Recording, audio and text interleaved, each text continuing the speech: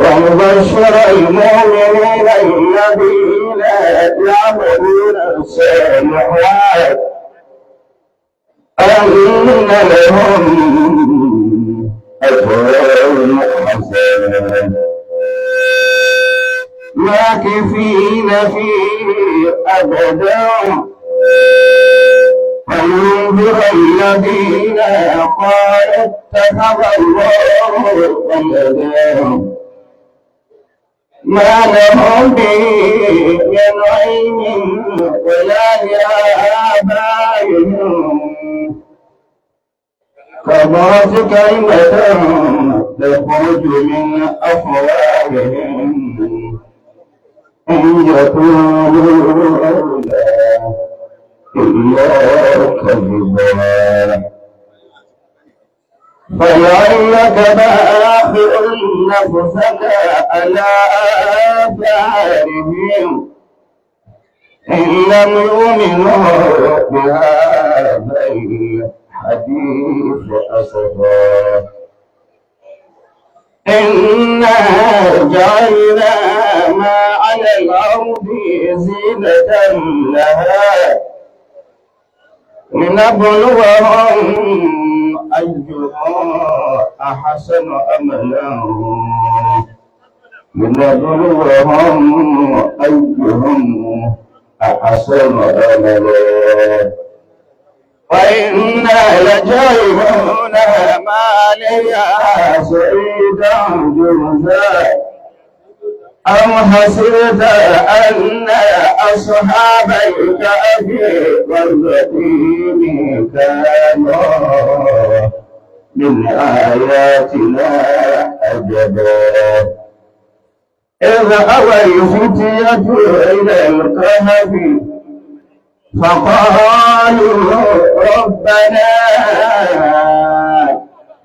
آتنا من لدنك رحمة وأجل لنا من أمرنا رشدا صدق الله العظيم. الله أكبر. الله أكبر. ولما سبحانه يفيد ولما سبحانه ولما آمين. Ní gbogbo lẹ́wà yìí bàbá ṣe àbúrázádì àbú àgbà àbúgbàmúlọ́fún àwà ẹ̀rí wọ́n wà máa ṣe gbogbo àlàyé fún àgbà tí bàbá bá ti dé ẹnigẹ́lẹ̀ yìí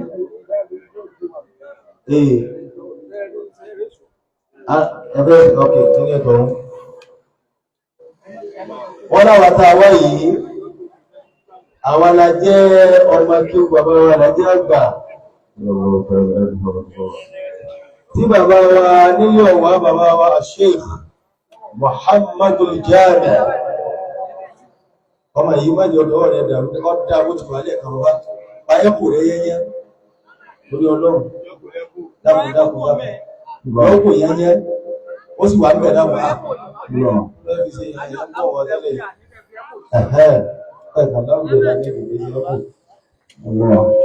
tí bàbá wa Sheikh Muhammad Jami ọgọ́rùn tí wọ́n jẹ́ kan gbòógì nínú ọmọ bàbá wa Alhaji àgbà wọ́n wá mọ̀ sí fá bàbá Alhaji àgbà fún wa nígbà wọn kò lè kí ó nájọ́ gbàgbà sílé ìjọba ní ìgbà wọ́n tó fẹ́ máa yíra nínú olè rẹ̀ bàbá sí ìfọ́lọ̀ sọ jẹ́ bàbá Alhaji àgbà ẹ̀ máa wọlé tí a bàbá lọ́wọ́ pẹ̀lú tí inú ṣe é fòwà fọ́lọ̀ sọ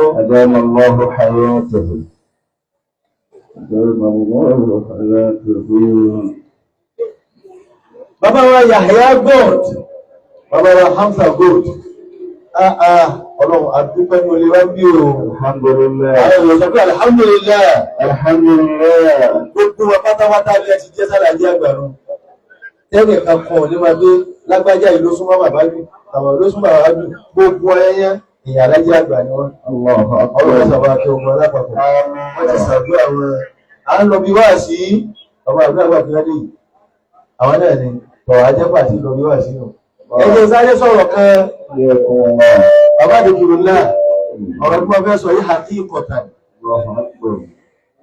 bàbá ṣe Jamiu Gold ẹni rahimahullah wọ́n wà lókè lọ́dọ̀ Alhaji àgbà ẹni sọ bláì wọ́n wà orí pé mo fẹ́ sọ yọ ọmọ tìrẹ gbọdọ̀ tí mo wọ́n wá rí àdúgbò tí èdè máa kí ẹsẹ̀ ẹ̀jẹ̀ kú ẹ má jẹ sọ kíláàsì ẹ wá dùn wọ́n mọ kéwù gidi ní o gbogbo tí dàda ẹ wọn ní ṣe báyìí kékeré kan yídà gbogbo ẹ̀ wọ́n hà lórí wọ́n bá fẹ́ kọjá àwọn àwòrán ní kàbùkà wọ́n máa sọ fún ọ pé sùúrà báyìí lọ́wọ́ àdéṣe wọ́n fi máa tọ́ ẹ kùránì báyìí ní bí ó ti wọ̀ ní ibi tó àbí kùránì báyìí ní èmi wá sọ pé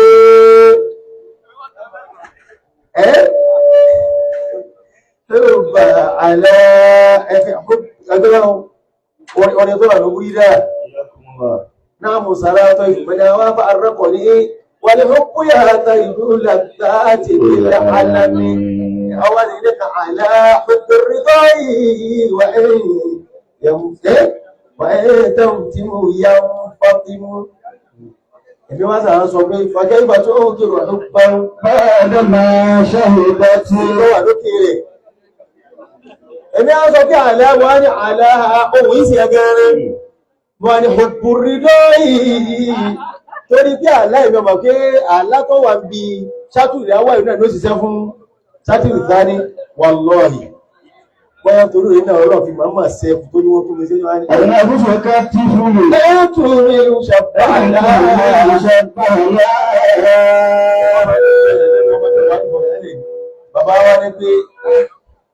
bàbá wa ní pé kí ló lè tọ́tọ́ pé húkú mo ní húkú náà ni wọ́n ní àlá iṣẹ́ kí ní ṣe èsì mọ́sẹ́ ní ṣe ìgbàlẹ̀ tó wà láì wọ́n á rẹ̀ pọ̀ náà wọ́n ní àlá tó mọ̀ pé á rí fún mílíọ̀nù oró fìdí járì ni àlá húkú ìnira lè wojú ẹ̀rà tó ti ká ọlọ́mọ́sàbà kí wọ́n láì bọ́rọ̀ náà ti fi ẹgbẹ́ yẹn òkè àrájà bá bẹ láyé ń jọ náà níbi ilé ẹ̀bàbá sí yàrá tí àwọn jẹ́ máa bó gbẹ̀rú sí ẹgbẹ́ bàbá ara jùkú sí lẹ́gbẹ̀ẹ́ kan àlá ni ó pì yọ́ jẹ́ ọlọ́pàá akíwàbá wa aláìjẹ́ kan oṣù ọlọ́run akíwàbá oníwà sí torí ọba wa àgbà apá náà nínú tó bá múgbà tí àwọn àdúrà gbà ti dé ohun tó yẹ kí n sí náà ni kí n kí àbàbá wa nílò kólẹ̀ àwọn bàbá wa àgbà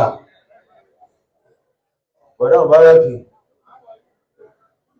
ẹ máa bọ̀ a ní ẹ máa bọ̀ báyìí náà gbà náà alájẹ́ àgbà ilé ọ̀wá wọ́n fẹ́ kí àbàbá àti àbẹ́ jòkúlẹ̀ bàbá wa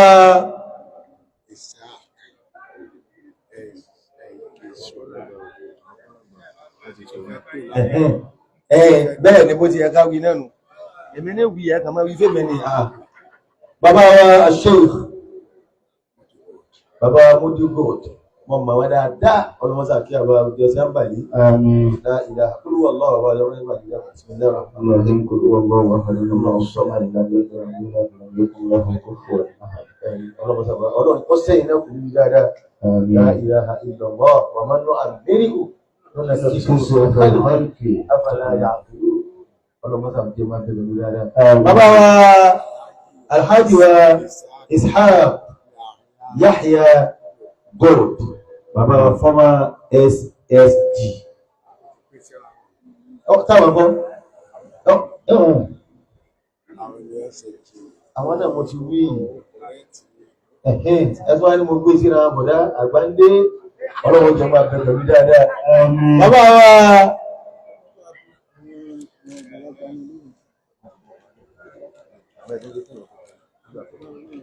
bàbá wa tí a tún fẹ́ táà tó ń dákọ̀ wọn ní ìjòkólẹ̀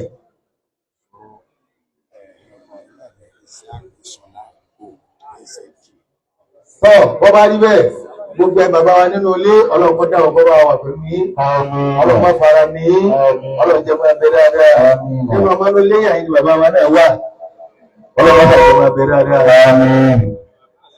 wọ́n wá ní wọ́n kó yín wá la ilaha illallah ẹ̀jẹ̀ tó dáa ọlọ́mọ́sàbà kẹyàrí ọ̀wá ọkọ̀ ogun àgbàlagbà náà kúrò ọlọ́gbọ̀n àgbàlagbà tó lọ́lẹ̀ wá àwọn àgbà àgbà nínú ọmọ ìjọba ọlá albádùrà aléìnà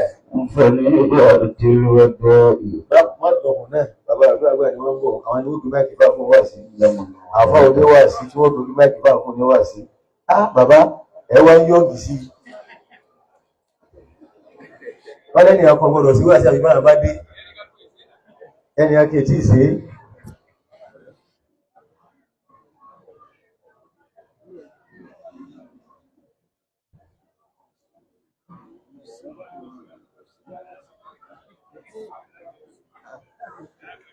bàbá wa Sheikh Abdulrazak Yahya Gold téèyàn gbọdọ̀ má dákọ̀ wọn èyí sọ fún bọ̀dálẹ̀ kan pé tí ìdákọ̀ wọn lára ti dákọ̀ wọn láwọn ni bàbá gbogbo wa àti bàbá SSG wọn lẹ́yìn náà ni bàbá gbogbo wa bàbá ọ̀rọ̀ àwọn àdàbí ẹja ní àánàkúnlá ẹ̀yí ẹ̀rẹ́ rẹ̀ ẹ̀ máa bẹ̀rẹ̀ dáadáa ẹ̀ ní kú nísìnyí wọn àdàbí lọ́dọ̀ ọlọ́run wọn ní kò sí wọn ní kò sí wọn bàbá wa nìkan ẹ̀rẹ́ kò náà hàwùlà fún bàbá wa gbà láàáwùlà wala quwwata illa billahi al-aliyyil azim èyí ò yẹjú báwọn wọn bàbá àgbà wọn làgbọ́ ọdún wà sí kankan olùgbà táwọn bá dé Allahu akbar ọlọ́wọ́n jẹ máa bẹ dáadáa àmín Allahu akbar bàbá wa dr owó yalé wọ́n ti dé bàbá hayyakumullah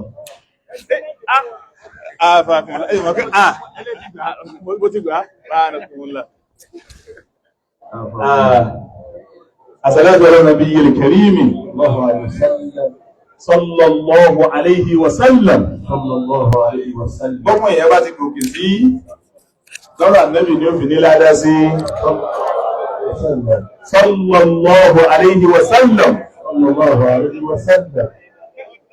adúgbàdúgbò fún ọlọ́run atọ́rọ̀ ìkẹ́ àti gẹ̀fọ́gà wa sáájú ànábì Muhammad sallallahu alayhi wa sallam àwọn tá a wá dílé ní ilé àlùbáríkà wa la wá ọ̀kan nínú àwọn àyè àlùbáríkà wa lára bàbá wa Láàjì àgbà àwọn náà la wá dílé ní ilé kéwú az-Zumratul Adabiyya al-Kamaliyya tí bàbá wa Láàjì àgbà tí wọ́n dálẹ̀ lẹ́yìn ikú àfáàgbà nígbàtá àfáàgbà sì kú padà bàbá wa ṣe nǹkan kan mí láyé ju kí wọ́n kọ́ ọmọ lẹ́kọ̀ọ́ kí wọ́n sì ṣe dáwà lọ nínú àwọn àlùbáríkà táwà bá tínú wa máa dùn bá bá rí wọn àwọn náà lálépa wá inú ilé àlùbáríkà yìí bàbá wa àgbà tí wọ́n jẹ́ chief host lénìí bí a ti bẹ̀rẹ̀ pẹ̀lú nínú àlọsílé gbogbo àwọn àgbààgbà tí Zumra produce àwọn tí lè kéwú Zumra az-Zumratul Adabiyyatul Kamaliyya produce nínú wọn ni bàbá wa àgbà Fadilatu Sheikh Muhammadul Jami Gold bàbá ń lè ọ̀wá rahimahullahu ta'ala wíwá wa lónìí àwa bá àwọn àlùbáríkà wa gẹ́gẹ́ bí afọ́ọmọlẹ̀yìn tí ń ṣe àdúrà náà kí n tó gba microphone torí mo ti dé ti pẹ́ jẹbọ ọ̀rọ̀ náà bí tí ń bọ́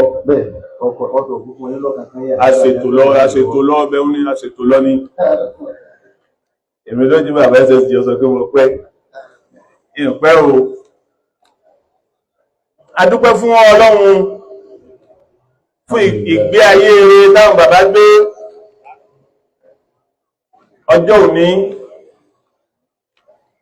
ó dàbí kí bàbá máa bẹ láyé bàbá wọn lé ọ̀wá bí kí wọ́n máa bẹ láyé kí wọ́n wá jáde sí wa pé ilé kéwù mi ẹ káàbọ̀ Allah ilé kéwù tó pé 100 ọdún kódà ìtàn sọ fún wa pé ó ti pé ṣùgbọ́n méjì ni ìtàn máa ń wá ń gbà míì ṣùgbọ́n nígbà tí ó bá ti bà ìtàn jẹ́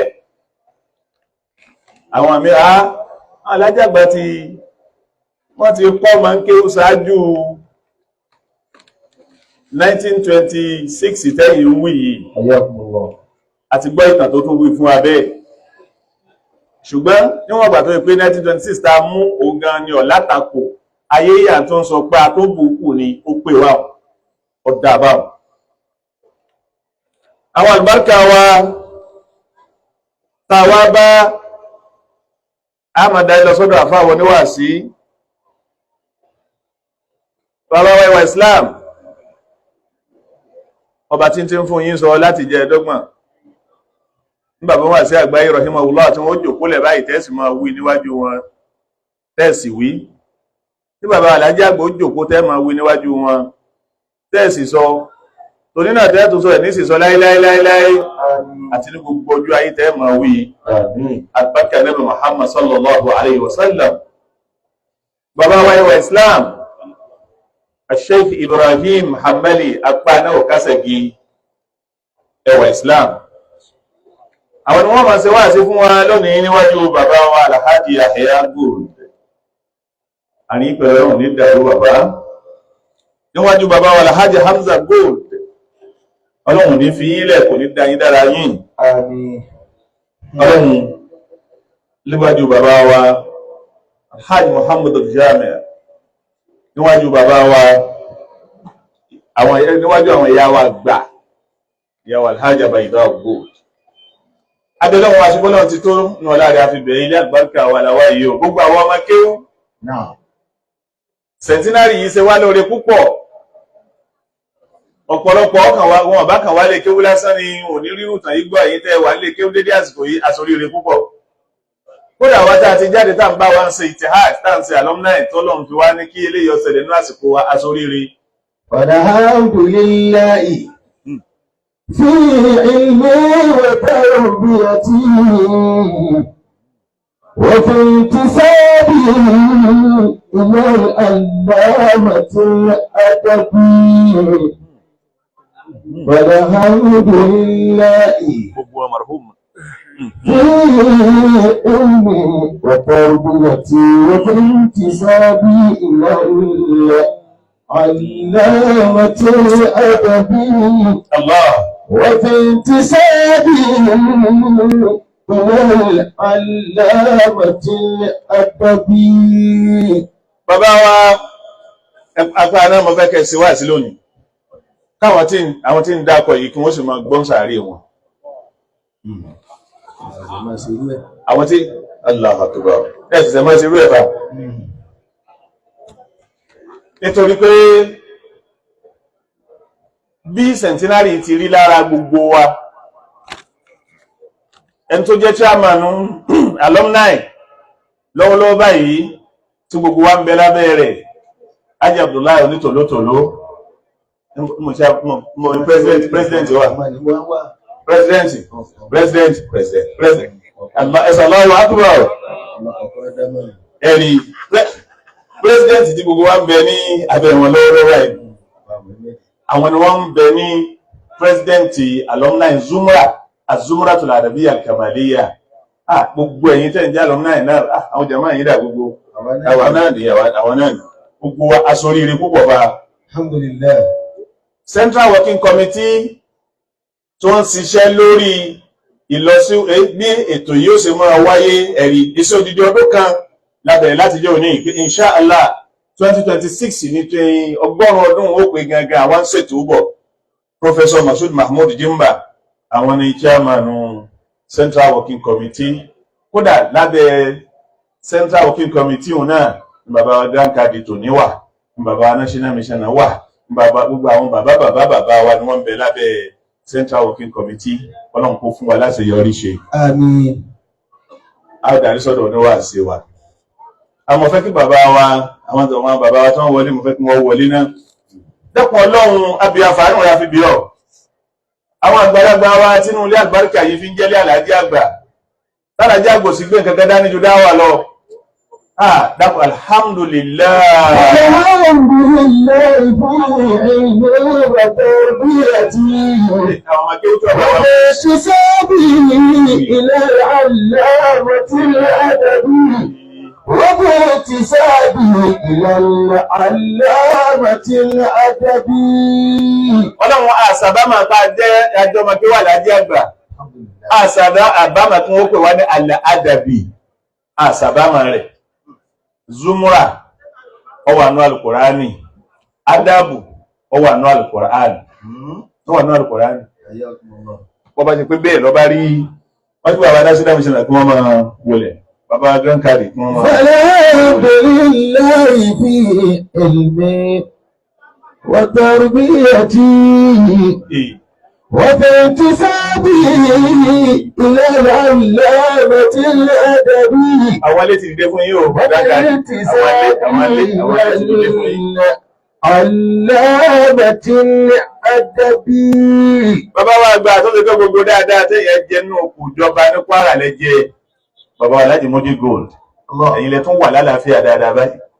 bàbá abáyín dúpẹ́ lọ́dọ̀ Ọlọ́run ẹ̀ tún máa lékún sí lálàáfíà ara náà ní àgbàkà Nabi sallallahu alaihi wasallam. dákun Ọlọ́run ẹ̀rí kódà mo ti rí ìyá wa principal ẹ̀rí former principal ní FGC ló mú àrán FDGC ló mú àrán tí rí wọn àti gbogbo ẹ̀yin ìyá wa gbogbo yín pátá àánú Ọlọ́run ní fi wálẹ̀ o Ọlọ́run bá wa dúpẹ́ fún yín àgbàkà Nabi sallallahu alaihi wasallam. lẹ́yìn bí ìjòkó yìí bá ti farabalẹ̀ kí a máa lọ sọ́dọ̀ àwọn afáwọn oníwàásí oyè tẹ́mi jẹ nínú ètò yìí wọ́n ló yẹ pé wọ́n ló gbé máìkì fún wọn wọ́n bá sì tágó rẹ̀ wọ́n ní ọgbà lẹ́nu wọn oyè tí wọ́n jẹ́ ẹnu so ẹ fọkàn yín balẹ̀ tani ọ̀wà fún yín ṣẹ́jú tó sọ gbogbo ṣẹ́jú lẹ́ lò níbi tèmi wà tani ọ̀sọ̀ gbogbo ṣẹ́jú ló níwà sí máa lò tani ọ̀sọ̀ bẹ́ẹ̀ ẹnu ọgbà ká sọ pé ogún ṣẹ́jú náà lẹ́ lò tẹ́fì sí wá sí tẹ́ bá sì dúró de pé fún mi lẹ́sẹ̀ ọ̀rọ̀ tí ń sọ yìí lásìkò yín lẹ́yìn tí ń lò ó. ẹ mọ̀ pé fún mi lẹ́sẹ̀ o ìyàmọ̀ sí wá sí yín lọ jẹ́jẹ́ àwọn àánú àgbo yín náà láti máa ka ajá náà sì dà. àbá ajá náà sì lọ ga àti ó ti yá náà nù ó ti yá náà ṣe wà àgbàkà rẹ̀ ọ̀pọ̀ ọlá àwọn ènìyàn rẹ̀ ṣe wà. أعوذ بالله من الشيطان الرجيم. آمين. بسم الله الرحمن الرحيم.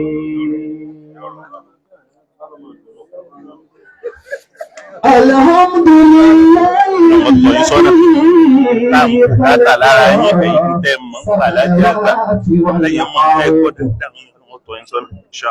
وجعل الظلمات والنور ثم الذين كفروا بربهم يعدلون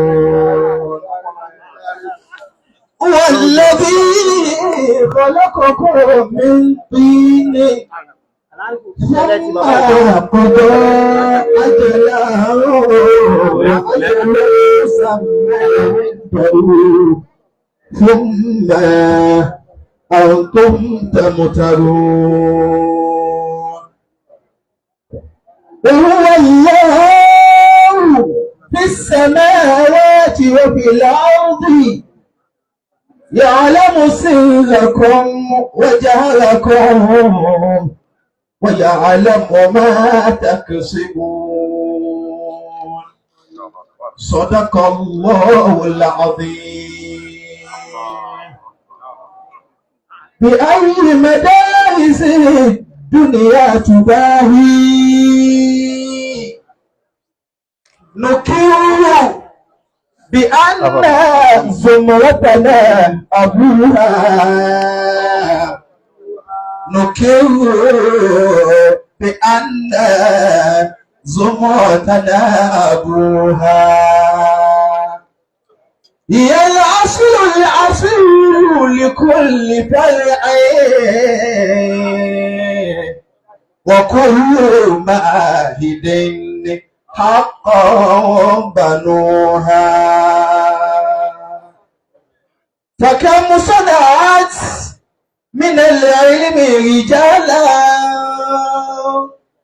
غدوا قمرا منيرا زينوها غدوا قمرا منيرا زينوها. وهم فينا جبال شامخات بعلم لن ترى لهم شبيها بعلم لن ترى لهم شبيها.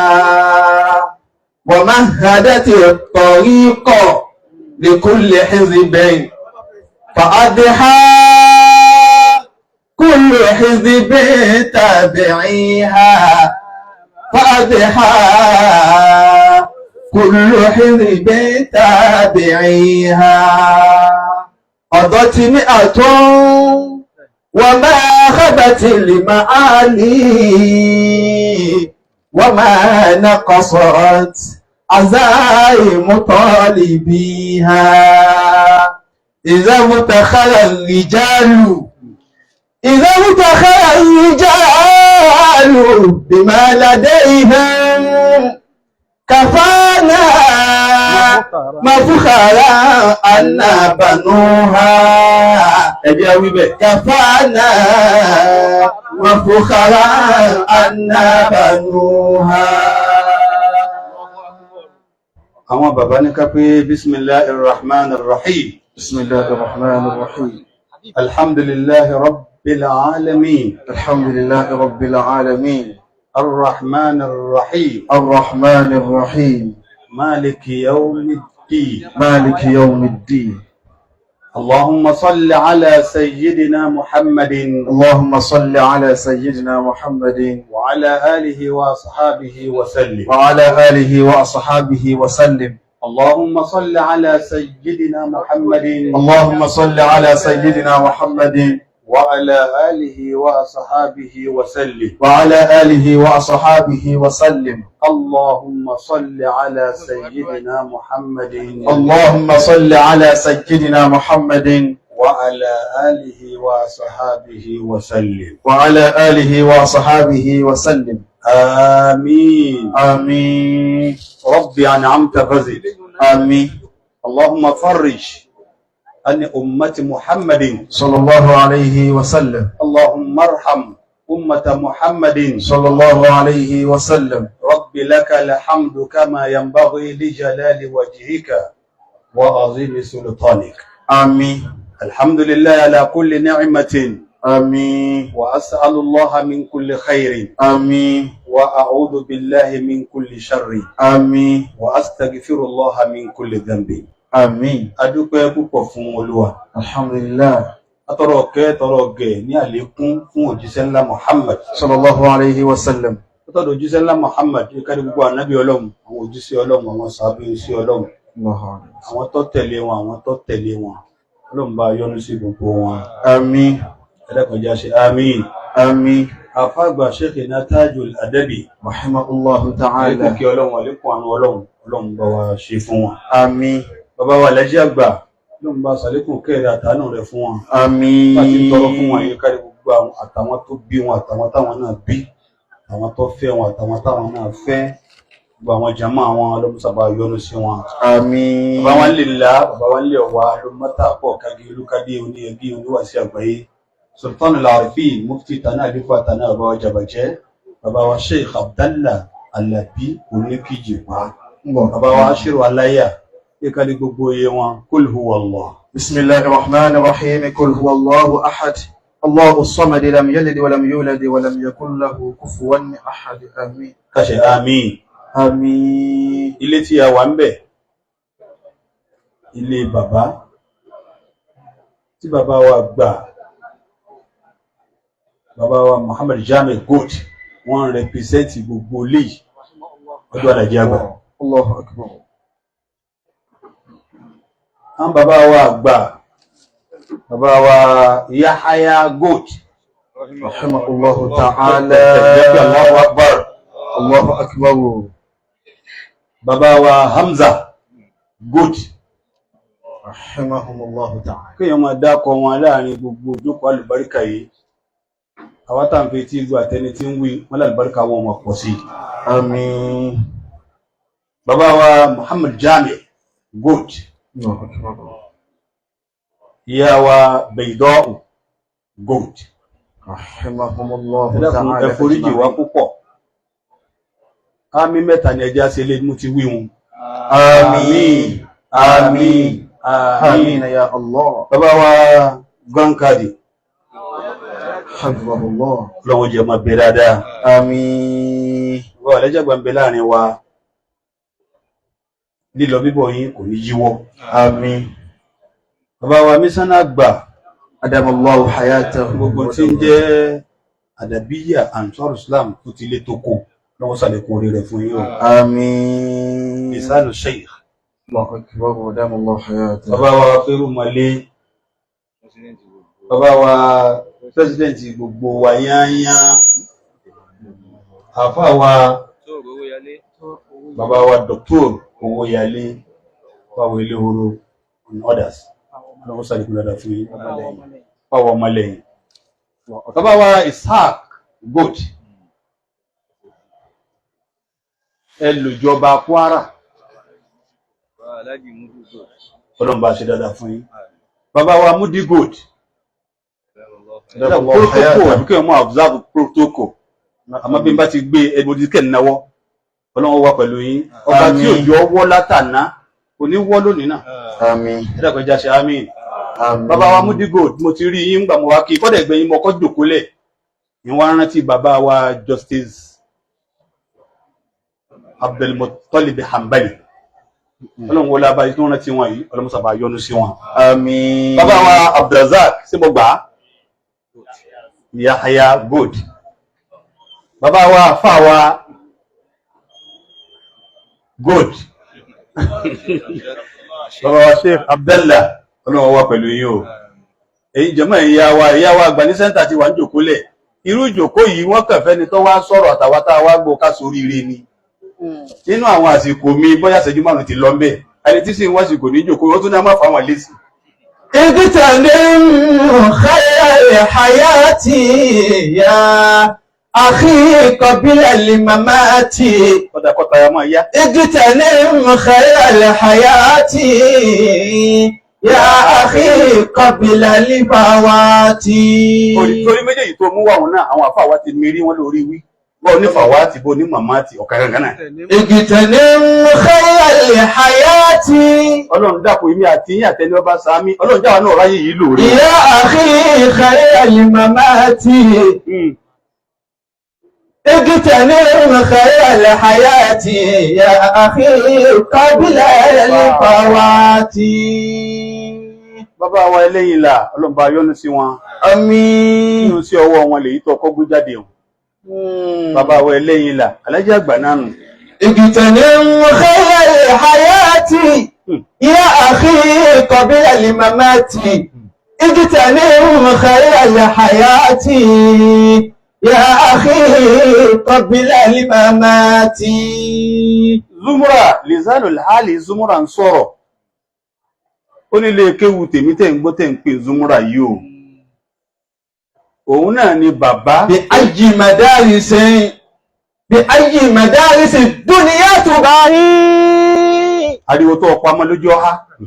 بأي مدارس الدنيا تباهي. نقر بأن زمرتنا أبوها. نقر بأن زمرتنا أبوها. أمها وأبوها. ìyá aṣírò àṣírù ìkúnlẹ̀ ìbálẹ̀ gbogbo ilé kéwú la wíṣá. wọ̀kúnlù máa hìdí hakọ̀ọ̀bànúhà wọ̀kúnlù máa hìdí hakọ̀ọ̀bànúhà. àfáàgbà ṣẹ́fẹ̀ tájò lẹ̀ àdábì. rahimahullahu ta'ala. àwọn ti sọ tẹ́lẹ̀ kó tó kù láyé wọ́n níbi tí mo lọ ní Alhaji àgbà. Sheikh Muhammad Kamaluddin Habibullah al-Adabi. Kọ́dà bẹ́yàn bá lọ mí, àbó wọ́n gbìyànjú pé mo fẹ́ wó, igi yìí ò ní wó, òun ni ó wó. Bí ayé madarisi dunya tubahi. Mo ń rìpọ́tù àfàgbà. Nukiru bí anna zumratana abuha. Nukiru bí anna zumratana abuha. Gbogbo nǹkan ló lásìkò. A'udhu billahi minash shaitanir rajim. Bismillahir rahmanir rahim. أعوذ بالله من الشيطان الرجيم. بسم الله الرحمن الرحيم. الله يصطفي من الملائكة رسلا ومن الناس. الله يصطفي من الملائكة رسلا ومن الناس. إن الله sami'un basir. Ọlọ́run orí èkó ògbórí bẹ̀m̀bẹ́ ìlú kún ògbórí bẹ̀m̀bẹ́ gbogbo ń tá bá sọ Al-Qur'ani ní ẹ̀kọ́ wí.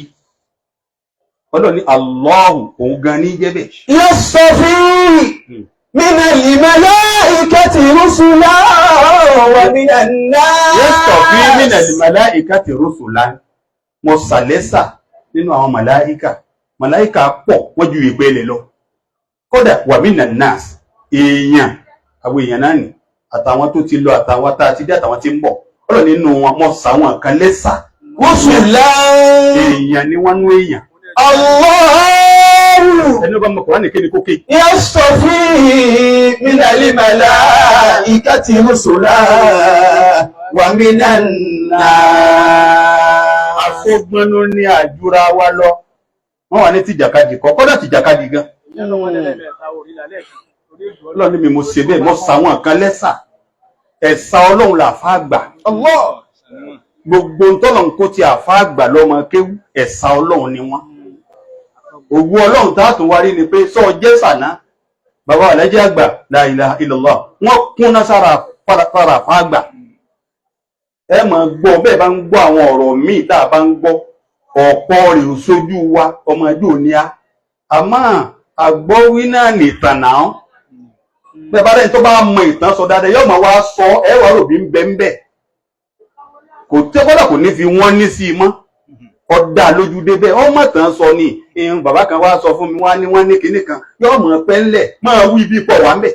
Allahu yastafi minal malaikati rusulan wa minan nasi. Gbogbo àwọn tẹ́yọ̀ wá kójú bàbá Alhaji àgbà Ọlọ́run wá sí àwọn náà ní ẹ̀sà. Bàbá wa Muhammad Jami Gold rahimahullah Ọlọ́run bá yọ́nú sí wọn. Àmín. Mo bára mi dúpẹ́ pé a bá wọn. Allahu akbar. Gbọ́nà tí kọ́kọ́ sọ yìí ẹni ó bá mọ̀ wọn dáadáa tí a bá wà ní ìjòkó wà sí kèé pẹ́ tí wọ́n fi máa sùn ní wà sí. Ó ní ìtumọ̀ má tara wọn sí Ọlọ́run. Bàbá wa Gold wọ́n yé sùn lóru. Àgbẹ̀kárù ni wọ́n máa ṣe. Wọ́n máa pe Ọlọ́run ni wọ́n yé sùn. Ọ̀sán wọn ni wọ́n sọ dòru, òru wọn wọ́n sọ dọ̀sán. Allahu. Àmọ́ níwà sí bàbá Alhaji àgbà bá kéwù kẹta jánẹ́sì kankan ò rí já tẹ́nì kankan ò rí wí. Òun ti mẹ́tẹ́ sùn náà lójú òun náà wọ́n sì tají wọ́n sì wí. Bàbá wa ní sẹ́ Gold nù. Allahu akbar. Allahu yastafi minal malaikati rusulan wa minan nas. Kò sí ìtakò. Sọ ọfẹ́ mọ kìí ta tọ́lọ̀ sí ni. Am yahsuduna Allah ala ma atahum Allahu min fadl. Am yahsuduna an-nasa Am yahsuduna an-nasa ala ma atahum Allahu min fadlihi. Tọ́lọ̀ tó fi dáyẹ̀ lọ́la ọfẹ́ mọ kìí ta rẹ̀ kò sí kìí ta. Qad atayna ala Ibrahima al-kitaba wal hikmata. Kíkalẹ̀. وقد آتيناهم ملكا عظيما. Ọlọ́run wá dákọ̀ àwọn tó dákọ̀ Ibrahim mbẹ̀mbẹ̀ àtàwọn tẹ bá mọ̀ tuntun mbẹ̀mbẹ̀. Ọlọ́run ni mo dáhùn lọ́la Ọlọ́run tó wá fún ní adjective aziman. Am yahsuduna an-nasa. Ẹgbẹ́ wùlẹ̀ jọ pọ̀. Ìlọrin la wà àdúgbò mímọ̀ la wà yìí wọ́n ti gbọ́ yìí. Kákan rí details kákan gbọ́n kankan díẹ̀ ni. Kọ́lọ̀ jẹ́ àtàrà wọn sórí rí. Kọ́lọ̀ mọ́jà sórí ibú kí ni wí lọ́wọ́ rí. Am yahsuduna an-nasa. Ó lè kéé ta wọn bàbá wa Gold ni ẹ. A ń lọ sí Àbújá pẹ̀lú bàbá wa oníwàásí àgbáyé bọ́ọ̀sì kan náà lájọ wọ̀ pẹ̀lú bàbá wa Sheikh Muhammad Jami Gold rahimahullahu ta'ala. Àwọn ọmọ mọ́tò tani ọmọ bá mi já nẹ́sì inú yín ká máa ṣe wà sí lọ báyìí náà torí àwọn ni mísánà Central Zone. Bàbá há àwọn ọmọ kéwú wọn kí wọ́n Western Zone náà ẹ̀rí wọ́n há àwọn ọmọ kéwú wọn kí ẹni wọ́n fi sọ́fà bàbá wa lò mọ́ta. Bàbá wa Gold àwọn ni wọ́n fi àwọn sí Ilé Ifẹ̀ nígbàtí gbogbo nǹkan le débi pé máa lọ ọbẹ̀ àwa náà mà bó ti rí ta ní sọ̀rọ̀ jàmá wọ́n wá fún wọn ní tí wọ́n máa lọ tẹra mọ́ tí wọ́n fún wọn bí ó sì máa gbà sí bàbá sàlàyé fún wọn Suratu Yasin. Allah lọ́wọ́ di tí ìwí yìí o apá àná ní sọ̀rọ̀ kọ̀dá sọ àwọn alájàgbà ní masiwat ìsìsì ọmọ gbọ́ náà ni. àwọn yasuduna nasa alama atahumullahu min fadlihi. àwa wà nínú mọ́tò torí kámú mímọ̀ ṣá ìhì fi dunya ara ẹ̀yìn tó hùn mú. kámú mímọ̀ ṣá ìhì fi dunya ara ẹ̀yìn tó hùn mú. àwọn tí wọ́n ní kálámù tí wọ́n máa kọ orin wọ́n ti rí gbọ́ bẹ́ẹ̀ kìí sórin tòsí ìsìn. mukhalladina fama yarju minal hatabi. gbogbo àwọn àfáà tí wọ́n ti kọjá lọ láyé wọ́n là wọ́n lókun nǹkan.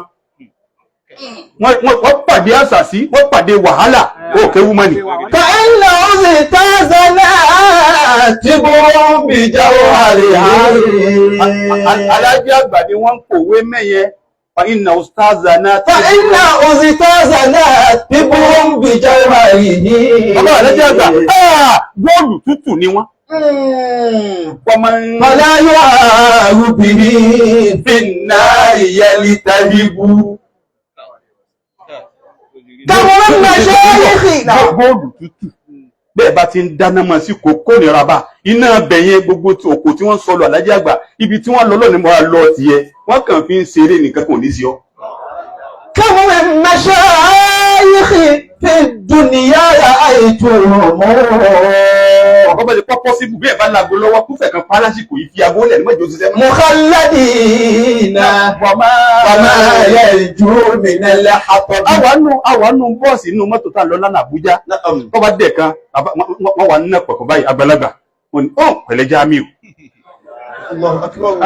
la ilaha illallah pẹ̀lẹ́ Jamiu wọ́n máa pera wọn ọba dẹ̀ kan wọ́n bá bẹ̀rẹ̀ orin wọ́n ní ya Rabbi la taj'alni kafiran abada. Ya Rabbi la taj'alni kafiran abada. ẹ bá bàbá gòdì wí. waj'al sariyata qalbi dara imana.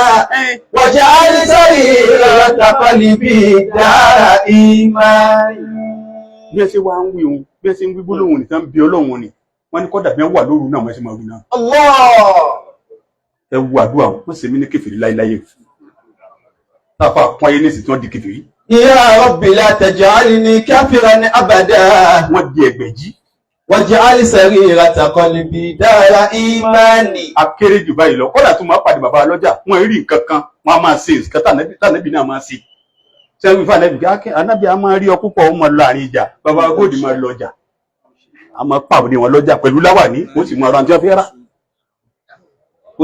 fẹ́ rà inú ẹ̀sà tọ́lọ̀ ń sàwọn ni pé ìgbà tí wọ́n kúrò ní ìlú Ifẹ̀ tí wọ́n wá rìtáyà sọ́dọ̀ Àlàjí àgbà wọn wá lọ́bì kankan mọ́ 24/7 lọ́dọ̀ bàbá ni bàbá sì ń travel wọn jọ lọ ni wọ́n wà lẹ́gbẹ̀ẹ́ bàbá báwọn bàbá wà nù lé tí wọ́n jòkó lójú wíńdò lókè inú ilé náà yìí ń wò báyìí lókè bàbá Góòdì ọba bẹ̀rẹ̀ orin wọ́n bá máa kọ́ bàbá wọn Jamiu ẹ̀dàkùn bàbá ní kóòtù o èwo lẹ́yìn ẹ̀yin náà lẹ kọ́ wa nù tírẹ́ẹ̀nì tẹ́ fi pépà símọ́ǹtì kọ́ fún wa. La ilaha illallah ya Rabbi la taj'alni kafiran abada. waj'al sarirata qalbi dara imani. al-akhlaqu tayyib àwọn àwà tó pé yanbaghi lil muslim tó yẹ kí ẹni tẹ́lẹ̀ rẹ̀ bá pé nú ayé tó yẹ kó ní an yatahalla biha àwọn ìwà tó pé ìwà wọn láyé lónìí ẹ lè wá ìwà tí kẹ mọ́ rí mọ́ ẹ bà lọ́dọ̀ Àlàjí àgbà. àwọn àwà méje kan bẹ ìwà mélòó kò jẹ́mọ́ méje látọ̀dọ̀ àfọ́ àgbà Sheikh Tajul Adabi àti ọ̀bá tí ní ìwà méjèèje ó pé sọ́rọ̀ Àlàjí àgbà bàbá ló tún lé ìtó léwu náà dáadáa lòun náà méje kan tó wá ń bẹ Adabi ọ̀gbọ́dọ̀ ní mùsùlùmí tó pé ọ̀gbọ́dọ̀ ní pàápàá jùlọ wọ́n wá rẹ́gísítà rẹ̀ fàdàbíyà ìwà méjèèjì wọn gbọdọ̀ ká mọ́ lọ́dọ̀ kò ní. àwọn àfá àpẹẹrẹ ní sheikh àfáàgbà Àlàjí àgbà ṣàdédé jẹ́ Àlàjí àgbà lásán nǹkan márùn-ún pé sára wọn agbó àti lára àfá mi kò pé كم من مشايخ في الدنيا رأيتهم مخلدين فما ينجو من الحطب منها العبادة العبادة àwọn èèyàn kéwú láyé lónìí o wọ́n lè máa rí láwọn ẹ̀fúsì o wọn sí lọ́wọ́ o látàwọn bàbá bẹ̀rẹ̀ ilé kéwú agbọ́lá àbárì wọ́n ti fi àwọn tíṣà síbẹ̀ àwọn tí ó máa kọ́ wọn bàbá gan kọ́ wọn látọ̀dọ̀ bàbá wa Justice Abdulmuttalib Hanbali àti iye wọn bàbá wo lóhùn yìí ẹ máa fi èsì wọn àwọn aláàjì wọn máa pe àwọn bàbá àwọn aláàjì ni wọ́n máa pè wọ́n tí wọ́n fi wọ́n bàbá mú tẹ̀sùbá lọ́wọ́ bàbá jáde wọ́n kò àṣùbá bàbá níbi wọ́n ṣe gbà rìnrìn wọn pẹ̀lú tẹ̀sùbá wọn mọ̀ bí azekar bàbá wa mọ́tò wọ́n kọ́ mọ́tò wà wọ́n sì wa mọ́tò wọ́n ní sálẹ̀ èkó tí wọ́n bá ń lọ abágunmọ̀lá wọ́n àbọ̀ ní ìmọ̀ tó ń wẹ̀gbẹ́ ọlọ́mọdé ń gbáyàn gbogbo nǹkan làbí ṣe báyìí lónìí al-ibada wọ́n kúnná fún ẹ̀sìn Ọlọ́run gbogbo tó bá dé wọ́n mọ̀ practice rẹ̀ bá bàbá ti dàgbà wọ́n gba rájà wọ́n mọ̀ gbà wẹ̀ ní tó bá sọ láàrin jama wọ́n practice rẹ̀ bàbá wa good inú méje mo ti kẹ́yọ̀ kan ẹjẹ́ padà sọ́dọ̀ bàbá good ọlọ́run sábà yọ́nú sí wọn inú ilé yóò ní tú àmín gíga pọ̀ ń bẹ̀ àwọn tí tún bọ̀ náà tún ga náà ni àwọn bàbá wọ́n ní awú ibẹ̀ wọ́n ní bó ṣe rí náà nù wọ́n ti parí ẹ̀ ní lọlẹ̀ mọ́ àmín كم من مشايخ في الدنيا رأيتهم òun tún kọ́ mọ́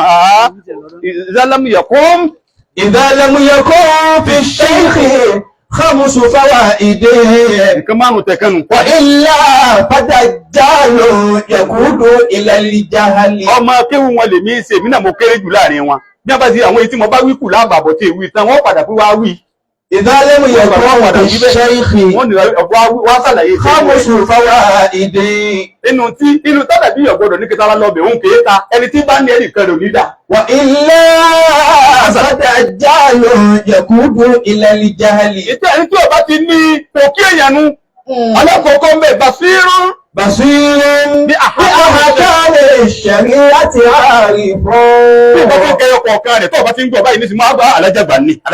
basirun ojú wọn gùn wọn rí ahkami shari'ati arifun. nípa ṣẹ̀ríà alílìmù ìlìmáàni ilmu sharia ilmu al-haqiqa gbogbo ẹ̀pẹ́ sọ́rọ̀ alájàgbà. basirun bí ahkami shari'ati arifun.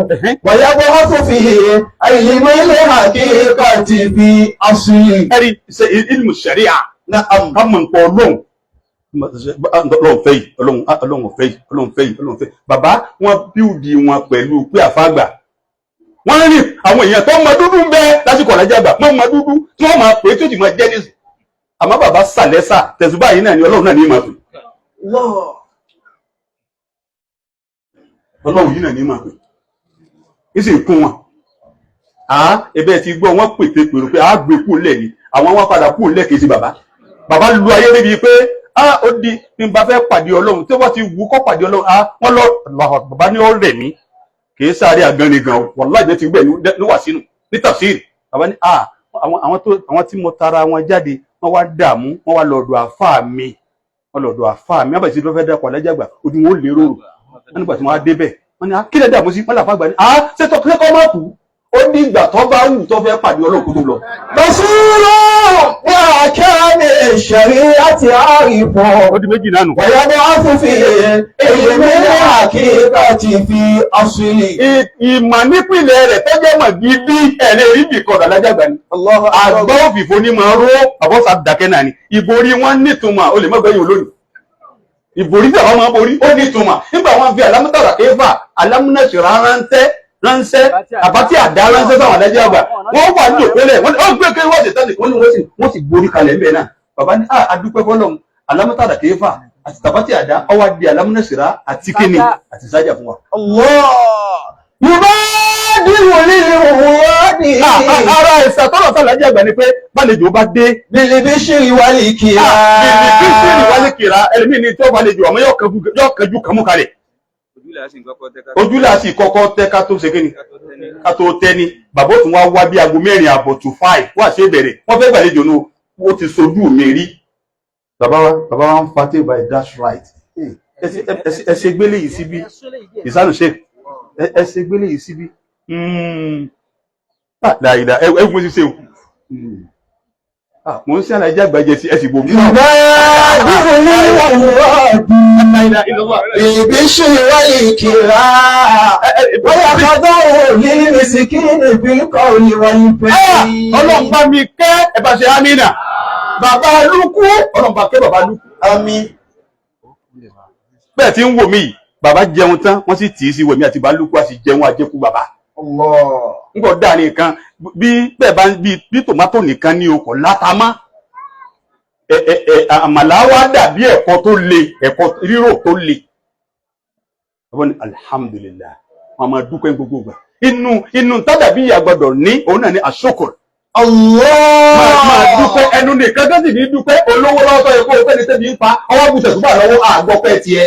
يبادر للواد بالبشر والكرام ويخضع للمسكين في القول والفعل. Bàbá wọn sọ̀kalẹ̀ lókè tọ́lọ̀ gbé wọn sí tó ga yábá ní ẹni tó ṣe pé ẹni lẹ́lẹ̀ ni tálíkà ni bàbá wà fi wọn ṣe dédé rẹ̀. Gbọ́n tí mo rìn súnmọ́ bàbá àwọn aláìní nì. Níjọ́ tí bàbá kúrò láyé ààrẹ ti sunkún wọn èmi ìfẹ́ sì wí níbi ọrẹ táwọn bàbá ń ta. Ẹ̀dì pé ńgbà tí wọ́n lọ tán wàhálà kẹ́kọ̀ọ́ ṣẹlẹ̀ ní ilé náà kò sí ní ṣẹlẹ̀. Àmín. Wọ́n ti tó Ọlọ́run sì ní jọ́ dàrú. Bàbá wa good. Naam. Kí wọ́n tó kú láyé wọ́n tọrọ nípa àwọn fẹ́ ṣáájú àlàjì àgbà kú láyé.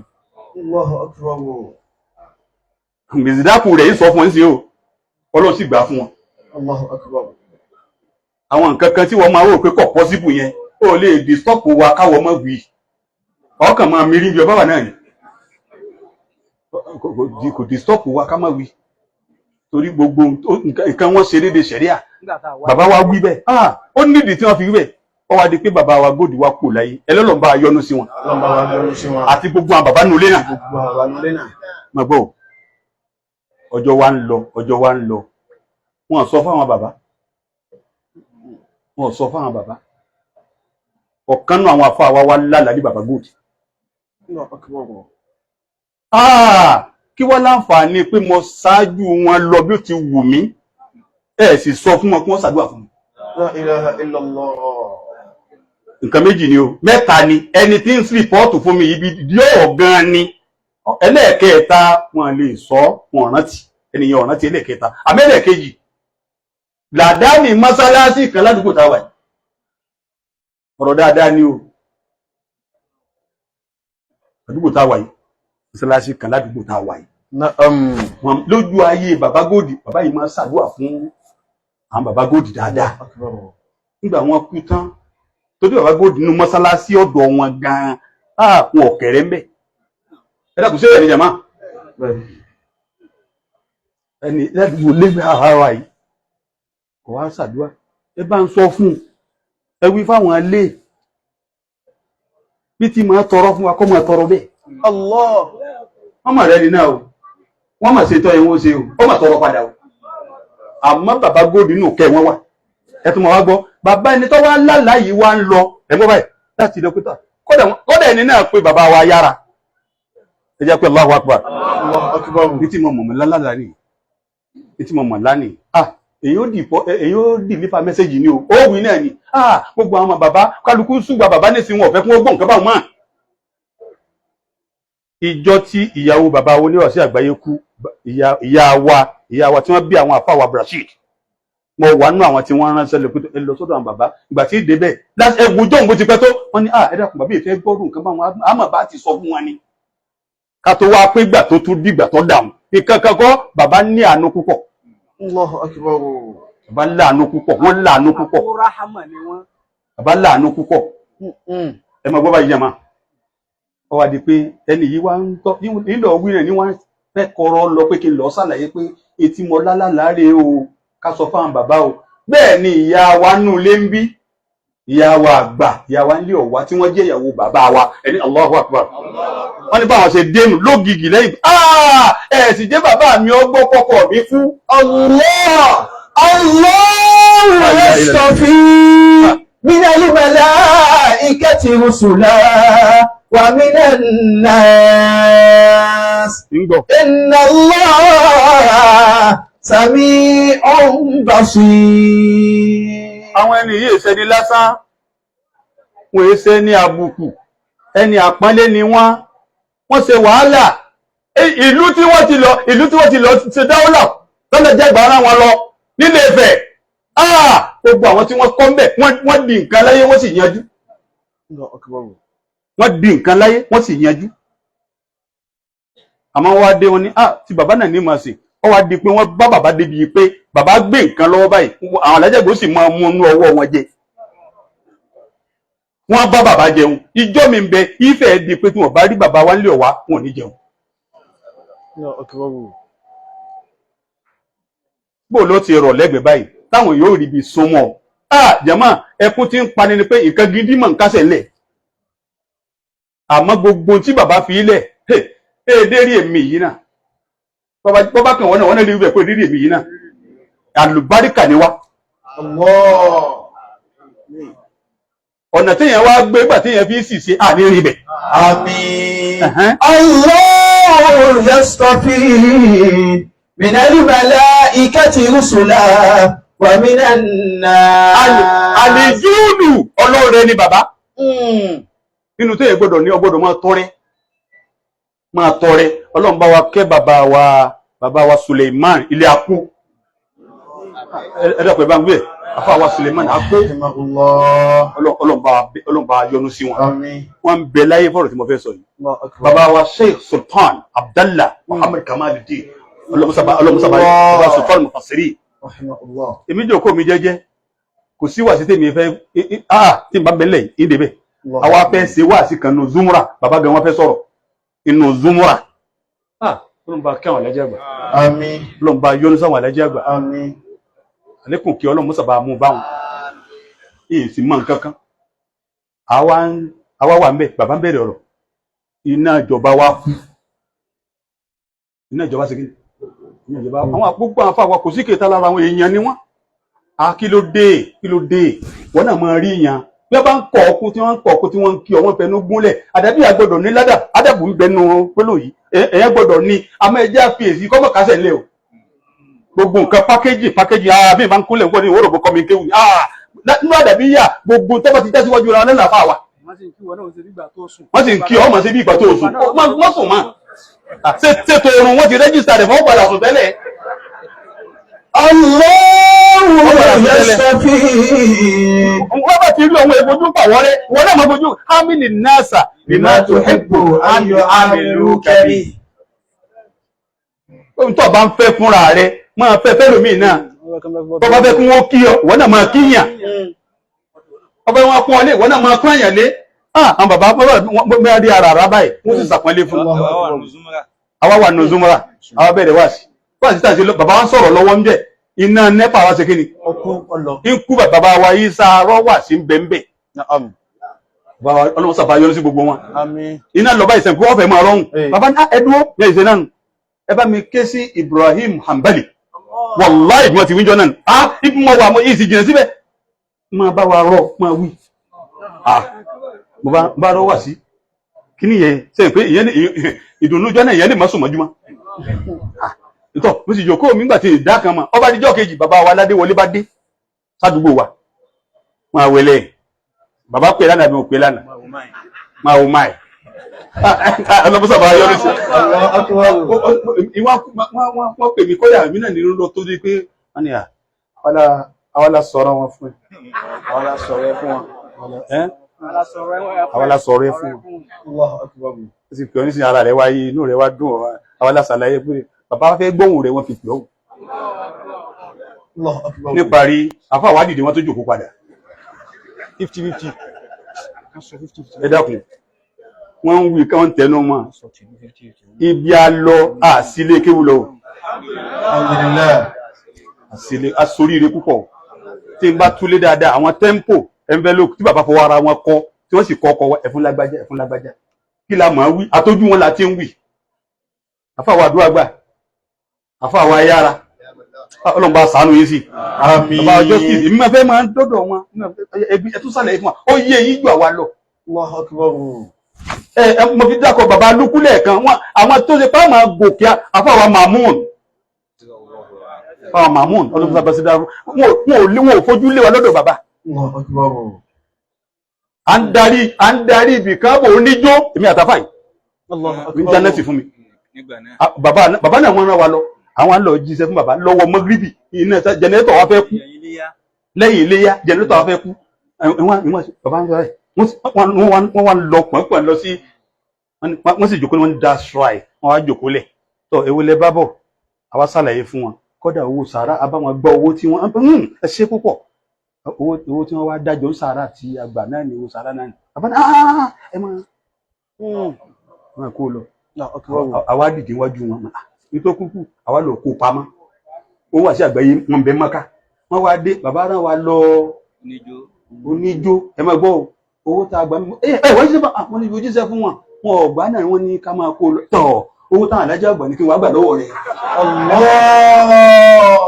àwa níwà sí láti gbọ́ àdúrà tí mo fẹ́ sọ yìí bàbá alájà àgbà wọ́n sọ àdúrà kan wọ́n sọ barakallah ẹgbẹ́ ìjàmá bàbá ní yọ̀ǹda rẹ̀ yányá olójú àfáànlẹ̀ tó yẹ pé kò ní àti sàdúrà pẹ́ nìkan ó ní wọ́n la wọ́n mọ̀ sọ́ra ni ẹ sàdúrà fún mi ẹ wà fẹ́ rí àtàwàdà àwọn èèyàn ẹjọ́ ẹ̀ àwọn bàbá ní yọ̀ǹda barakallah yányá kọ́ dáa fún ọ kọ́ bá dáa fún ajẹ́rè ńbẹ̀ bàbá ní bàbá lè ṣépè tó ṣẹ akílótà ní sàdúrà torí èpè tá a bá ṣẹ́ kò ní àníjèrè ẹ̀ tí a bẹ́ẹ̀ sì ṣe lépè wọ́n á dákọ̀ àdúrà yìí èmi wá múra marriage mo múra ìyàwó lọ́dún náà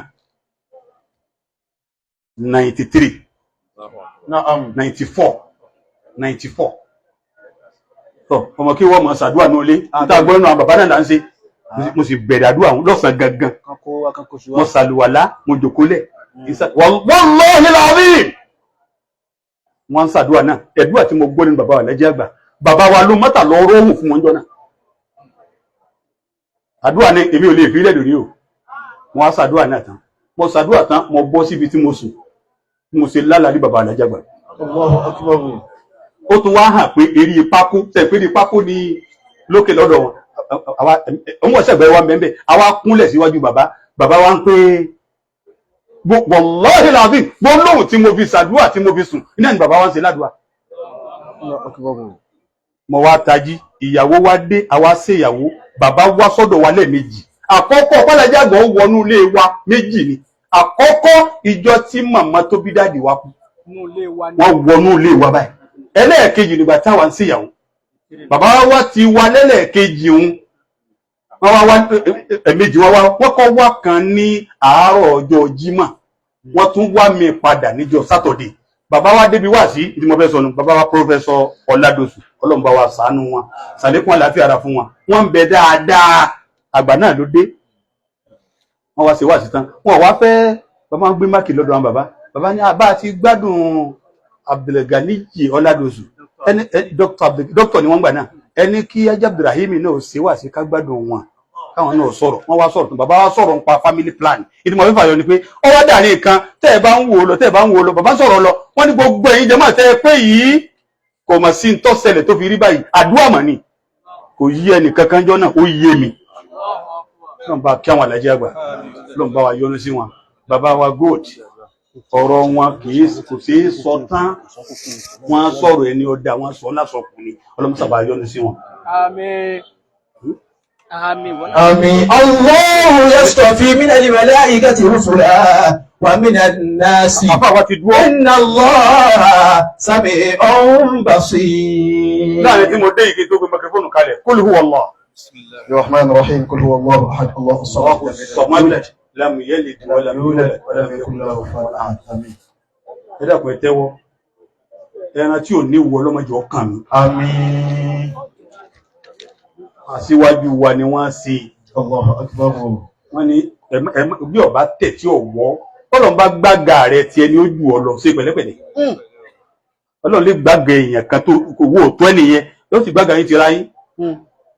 Mákà àti Mádínà ó yà lẹ́nu púpọ̀ ìrírí rẹ̀ ṣe díẹ̀ sánmà ilẹ̀ ṣe díẹ̀ bẹ́ẹ̀ ni kẹ́ ẹ dáko àfà kẹwàá àfà kan lé Ọlọ́run gbàgbà rẹ̀ kó ṣe pẹ̀lẹ́pẹ̀lẹ́ ni kó ṣe pẹ̀lẹ́pẹ̀lẹ́ alájí àgbà wọ́n tayọ bẹ́ẹ̀ bàbá wa oníwàásí àgbáyé lọ́ba ayọ́nú sí wọn wọ́n rán mi lọ Ògbómọ̀ṣọ́ wọ́n fẹ́ fi ṣàdúrà ni o wọ́n rán mi lọ Ògbómọ̀ṣọ́ sẹ́gbẹ́ jàmá Ògbómọ̀ṣọ́ tá a lọ ọ wá ṣe déédéé bàbá ọsùn sọ̀tọ̀ náà rán mi lọ sí Ìjẹ̀bú Òde èmi àtàfà yìí Ìjẹ̀bú Òde 2002 ẹ̀mọ́ báyìí o kàrámà wọn ṣẹlẹ̀ ń bẹ̀ ni o àṣẹ sàádà l'Ógbómọ̀ṣọ́ ilẹ̀ ṣú nǹkan bí aago 9 là ń dé Ìbàdàn tá ń lọ sí òjò tó wá rọ̀ Adéjẹ̀bú Òde ọ̀rọ̀ yìí ní ẹlẹ́rìí o Adéjẹ̀bú Òde ilẹ̀ ti ṣú àṣẹ ń tà ń bá lọ kìí ṣe ijọ́ náà mọ́ bàbá wa Ládéwọlé wọ́n sì rán mi ń sẹ́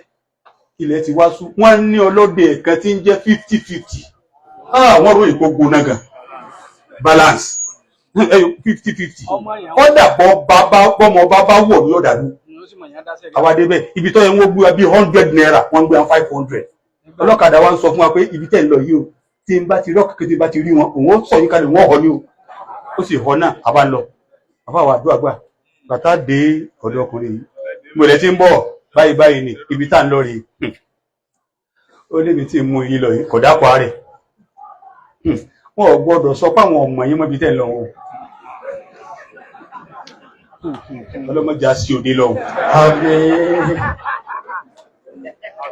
òun ní wá mú wá kí bàbá wa òun ní wá mú wá kí ọ̀dọ̀ Ibrahim ojú ẹkún fáwọn Ibrahim ojú ẹkún tí wọ́n jẹ́ Ìjẹ̀bú ọ̀dọ̀ rẹ̀ ni wọ́n ní báyìí ní báyìí ọba ẹ̀pẹ́ ni òun àmọ́ tó bá dá bá débẹ̀ tó wá lọ́wọ́ òṣèké ni tọ̀ ilẹ̀ ń jó wa ìgbà tá a dẹ́nu ọ̀nà dẹ̀mí géètì ìwọ̀n ké èmi ni Ibrahim apá àná ìwọ̀n ẹ̀gbọ́n abẹ́rẹ̀ wà sí òrùtọ́ sẹ́nìkan bẹ̀ ọmọ akéwò wà sí àgbáyé ìjọ tẹ̀ ń ṣe ìyàwó tí wọ́n ní kí n ṣe wà sí tó wà sí àgbáyé wá kó pẹ̀lú bàálù tí ìsọ́ ń bí wà sí pé àfáà wa ní lọ yìí ó sì dákẹ́kọ̀ọ́ sọ̀rọ̀ wọn ló ti dá bàbá wa Ládéwọlé bàbá ṣòṣò tọ́ ni wọ́n rán wa wá ọlọ́dẹ wà pẹ̀lú wa báyìí ó padà wá sílẹ̀kùn ẹ mọ́ gbọ́ ọlọ́dẹ ní ẹ mà wọn níbẹ̀ èmi náà wọ́n wá bọ̀ ẹ̀gbọ́n tí ò rí ọlọ́yọ̀ yín lónìí a wọlé ìparí síbẹ̀ a jẹun a sùn oorun tá a sùn àṣejọ́ kejì àwà sùn ẹ̀kọ́ dùnú oorun tá a sùn wàláhì làbí mo lálàá tèmi lọ́tọ̀ Abdulgani Apanẹ́sì lálàá tiẹ̀ lọ́tọ̀ mo lálàá ní Sheikh Sultan mo lálàá dé Àlàjí àgbà wọ́n ní kò sí ní tá a wá ṣe àwa fi yín mọ̀ nànà òun náà bá tún wí tiẹ̀ náà àwa bẹ̀rẹ̀ àdúrà láàrin àárọ̀ àwọn ìwọ̀n ń sun ẹkún àwọn bàbá ni aràn ni bá ní débẹ̀ torí òun ìfẹ́ kọ́mọ kankan dààmú wọ́n lábẹ́ ìdààmú ò ní bá wọn.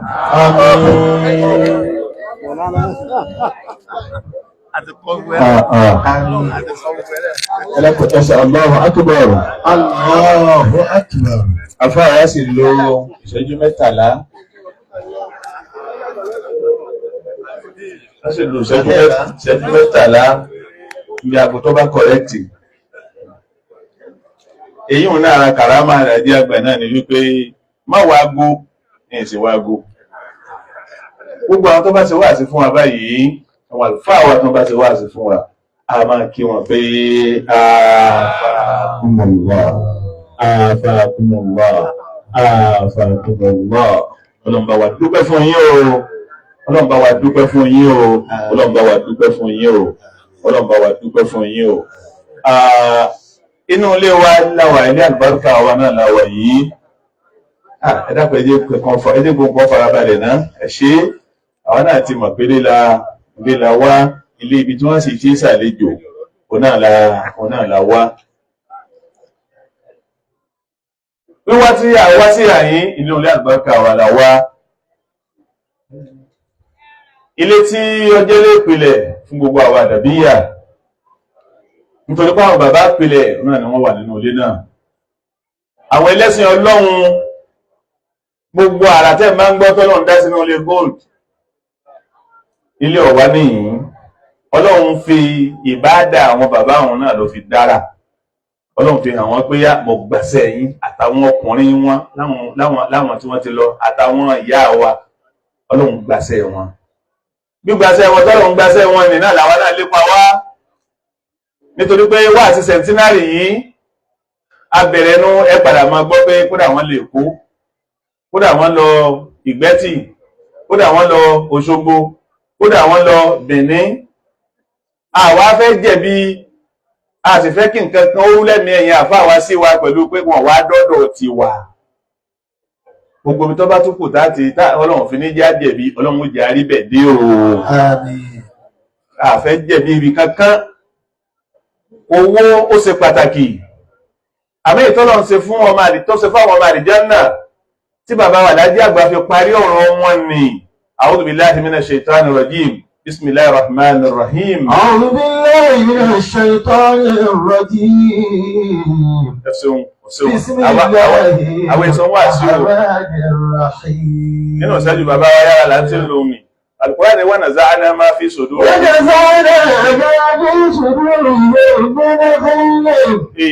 تجري من تحتهم الأنهار وقالوا الحمد لله الذي هدانا لهذا وما كنا لنهتدي لولا أن هدانا الله. Ọlọ́run adúpẹ́ o. Tí bàbá wa pa ẹnẹ́gbọ́n tí ń ṣe wá sí ìwọ̀n wá tẹjú mọ́ fọ́tò yìí, ìwọ̀n wo bàbá wa nílé ọ̀wá pé ẹnu ọ̀rọ̀ ní ẹbá rọra tẹnu báwọn àwọn ọ̀rọ̀ ní mọ̀ kí wọ́n ń sọ̀rọ̀ tẹ́ẹ̀ bá súnmọ́ ẹ̀ ní mọ̀ kí wọ́n ń sọ̀rọ̀. Báyìí bá sẹ̀ wọ́n jọ Àlájí Àgbà wọ́n bá jọ rárìnrìn wá wọ́n gbàlú ẹ̀ lẹ́nu nígbà tí èyí ṣe tí wọ́n náà wá ọmọ mìíràn tí ń gbà dáàbẹ̀ ní kàrẹ́ nù wọ́n sọ̀tàn kan tọ́lọ̀wọ́ èyí olú ẹ̀. Wọ́n lọ sáré ẹ̀mọ́ bí ṣùgbọ́n lórí ẹgbẹ̀rún pàtí orí àdìhẹ́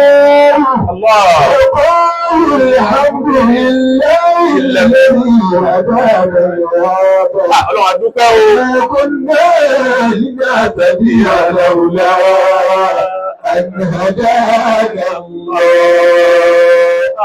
Tí gbogbo wa láti bá bàbá wọn Àlájí Àgbà níkànnì tẹ́ mọ̀ pé àyà ọpẹ́ wọn láyé nù.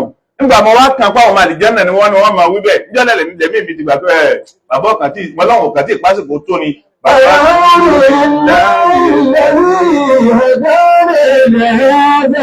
Alhamdulillah.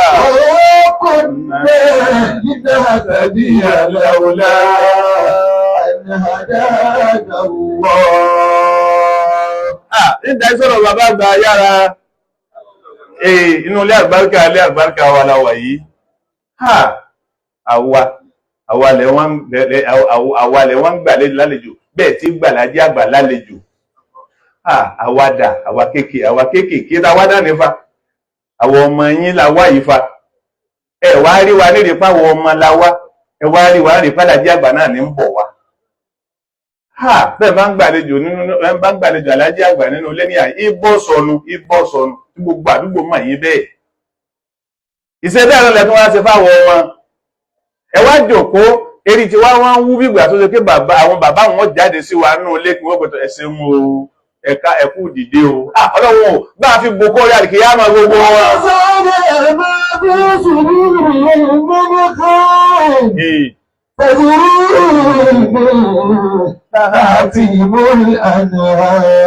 Bàbá SSD. الحمد لله الذي هدانا لهذا وما كنا لنهتدي لولا أن هدانا الله. Quran 7 verse 43. Quran 7 verse 43 ló wà. Ẹ̀rí wọ́n bá gbọ́ àyà kan wọ́n máa kà bẹ́yìn tí máa fẹ́ súrátù kìíní kan súrátù kìí yà wà bọ̀rọ̀ àfikẹ́ ẹ̀wì ní kìíní kó lè káàdì mọ́ bí táwà sí àwọn àyà tí bàbá Àlájí Àgbà fi dúpẹ́ káyìn ìgbésí ayé wọn nù. Gbogbo ọmọ àdàbí àyányán Ọlọ́run asoríire púpọ̀ o, asoríire pẹ̀lú pé kò sí ẹwọ̀n tó bàbá gbé kalẹ̀, àwa asoríire pẹ̀lú pé kò sí létà lè wọ̀. Èyí náà ti tó ire fún wa, torúkọ̀ sọ́mọ kí ó tàlà jẹ́ àgbà sépèlé, kò sọ́mọ kí ó tàlà jẹ́ àgbà sépèlé débi táàkì wá sọ pé wọ́n jẹ́ délé kìíní. Ẹ̀bẹ́ ẹ̀rọ orí Ọlọ́run bẹ̀ ẹ̀rọ orí Ọlọ́run. Gbogbo bí ó bá túnkù náà látúndé ní mo fi ṣàdúrà pé Ọlọ́run mọ́jà ibi táàkì wá fi jẹ̀bi tí wọ́n fi àkódà àwọn ọ̀dọ́dọ̀ wa, Ọlọ́run mọ́jọ ṣẹlẹ̀ sí wa o. Torí pa àgbọ́dọ̀ ilé kọ̀ kò sí bàbá fi kọ́ wa. Ẹ̀wò Ọlọ́run sọ́ba kẹ́ gbogbo wọn. Ọlọ́run kọ́ bá kẹ́ gbogbo wọn. Ọlọ́run bá kẹ́ gbogbo wọn. La ilaha illallah. Bí bàbá lé ọ̀wá bá jòkó pẹ̀lú bàbá wa lájẹ́ àgbà nínú mọ́tò, bàbá yára padà wọn débẹ̀. Ẹ̀rí, bàbá ọmọ wá pé kíní kọ́ yìí, wọ́n wà níbẹ̀ ni, òdi olórin láti kọjá yìí. Ẹbí àwọn kíní kọ́ òun, bàbá olé ọ̀wá ní ọmọ adákọ lágbájá, ẹni báyìí, ẹni báyìí, ẹni báyìí. Láàkúwà. Ó ti kú. Omi tí wọ́n bá ní lágbájá wọn ni ó ti kú. Láàkúdà yìí àbúrò rẹ̀ náà kí ni òun náà ti lọ. Ní òde káàtìbí ládé yìí. Òde káàtìbí ni Allahu Akbar. Ẹ̀rí ìyànà alánàmọ́ ni bí òde ọlọ́mọ mọ́. Kí ní títí ẹ̀mọ́ wá wà sí nígbà kan kọ́ wọ́n mọ̀ wá wí lọ bẹ́ẹ̀. Èyí tí wọ́n wá fẹ́ sọ ni pé wọ́n wá láwọn rìn wọ́n wá rìn bẹ́ẹ̀ ìjọ kan. Wọ́n wá ń bọ̀ wálé, wọ́n wá ń dákọ̀ lé lọ́kọ̀ọ̀kan títí èdè SK èdè. Wọ́n ní bàbá wọn sọ pé Allahu Akbar. Tó bá ṣe pé rọ́nà là ń pa fún wọn látijọ́ náà. Tó ẹ pà ń bá ń tàn wọ́n náà ni yóò ti já, wọ́n ti gbọ́njá wa. Pà bá ń tàn wọ́n náà ni. Wọ́n ṣírò ẹlòmíì pé bàbá rẹ̀ lọ́wọ́ máa wá wà sí. Ọmọ náà tún wá ń padà ń wá. Ẹlòmíì màmá tó bí ní máa wá wà sí. Ọmọ náà tún padà dìjà mọ́ bàbá. Tó bá ṣe pà ń bá ń tàn wọ́n náà nígbà pé rọ́nà là ń bá ń pa fún wọn náà. Yóò ti já. Bàbá wa yára ẹ̀tàn wá. Ibi tá a wà yìí, àwọn ọmọ kéèkéé, á sì wá sọ pọ́kún owó, bí ìbá sì pé ṣé wọ́n máa sọ lu ẹ̀dá láì lójú ti sáà lè sọ pọ́kún owó. Àmẹ́yìn lẹ́mọ bẹ́ẹ̀ tí sọ̀rọ̀ tí fi kún owó, ọlọ́mọ́sà pẹ̀lú yín. Ọlọ́mọ́sà pẹ̀lú yín. Ọlọ́mọ́ kó jẹ́ rí gbé kalẹ̀ fún wa. Ẹnu mi ọ̀gbá mo kéré sí kí n gba pọ́kún owó lé ọ̀wá. Ilé olé àbáríkà ẹ̀yọ̀ bó ń sí Ọlọ́run. Kàtíwá àbáríkà láwá wà. Àmọ́ ilé àfáàwò ní parẹ́, èèyàn wà fi lè. Àwọn àlùbáríkà wá, wọ́n wà fi ilé àfáàwò ní parẹ́. Àti Zumratul Adabiyyah Al-Kamaliyah tó ṣe pé láàrin ìsìn tí ń já sí pé 100 ọdún, àwọn tí Zumra produce táwọn náà ti wá tí wọ́n ti lọ. Nígbà bá kínú bá. Àwọn tí lè kéhùn produce ní ìlàlù 100 years tí wọ́n ti wá, tí wọ́n lò gbà, tí wọ́n rí gbà lò, tí wọ́n wá lọ. Ọlọ́ba kí àlàdí àgbà. Àbáwáyá, àlówó àti lówó. Àti lówó. A'udhu billahi minash shaitani rajim. Bismillahir rahmanir rahim. من عمل صالحا فلنفسه ومن أساء فعليها وما ربك بظلام للعبيد. صدق الله العظيم. آمين. أعوذ بالله من الشيطان الرجيم. بسم الله الرحمن الرحيم. أعوذ بالله من الشيطان الرجيم. بسم الله الرحمن الرحيم. الحمد لله رب العالمين الرحمن الرحيم مالك يوم الدين. الحمد لله رب العالمين الرحمن الرحيم مالك يوم الدين. اللهم صل على سيدنا محمد وعلى آله وصحابه وسلم. اللهم صل على سيدنا محمد وعلى آله وأصحابه وسلم. آمين. Àmín. Àwọn bàbá wa Alhaji àgbà tòní qaddamallahu hayatahu. Wọ́n ní ká kí ẹ̀yin àfáà wa nílé Ọ̀wá. Wọ́n lè ṣe ẹ̀kú àlejò bàbá Alhaji àgbà. Ẹ̀kọ́ ìgbàgbé àná o. Ọlọ́run ọjọ́ ọjàre yóò dákun. Ohun wọn ni mò ń fi ń jẹ́ yìí. Bàbá sì wà níjòkó tí wọ́n ṣàdúrà. Insha Allah. Bàbá wa Gold ẹ ṣé. Gbogbo tí ń bẹ ní ilé wa ní Ọ̀wá ni gold. Bówó ti lè wù kó níye lérí tó bá ti kúrò nílùú tí wọ́n ti ń lò ó àbùkù kan. Náírà tó bá ti dẹ́kun tọ́nu ó ti tán. Dọ́là bó ṣe gbajúmọ̀ àwọn ò lè ná dọ́là sí aláta. Owó Ìjẹ̀bú ló gbé wà. Ó lè pọ́lọ́pàá léèyàn lérí. Àmọ́ kò sí bí amúgbòdì dé tí ò wúlò.